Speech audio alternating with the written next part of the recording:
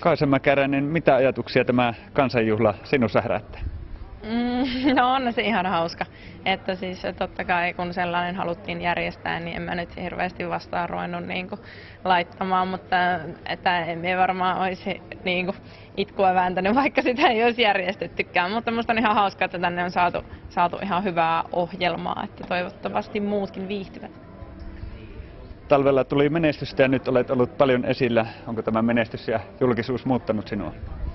No ei ainakaan vielä mihinkään suuntaan, että silleen, minä on vähän huono sanomaan ei, mutta nyt on niinku ollut pakko oppia siihenkin, että jos niinku meinaa, että vuorokaudessa tunnit riittää, niin on ollut johonkin pakko sanoa myös ei. Ja sitten aina siitä tulee välillä vähän semmoinen kurja fiilis, että no mitäköhän nyt ajattelee, kun ei niinku ihan joka paikkaan pysty reppeämään, mutta että valintoja on sitten kuitenkin jo tehtävä.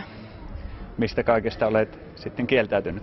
No kaiken maailman tapahtumista, että kun nytkin olin vasta vähän toista viikkoa Venäjällä, niin sieltä ei sitten ollakaan lähdössä joka paikkaan. Ja sitten nyt kuitenkin sitten toukokuun puolesta välistä eteenpäin alkaa harjoituskausi ja en ole sitten kovin valmis niin kuin tinkimään sitten kuitenkaan siitä, että se harjoitusrumpa pyörisi samalla tavalla kuin ennenkin, että silloinkin niin sitten vaikka periaatteessa on paikalla, niin että saa sen tärkeimmän tehtyä hyvin, niin joutuu sitten kieltäytymään jostain asioista.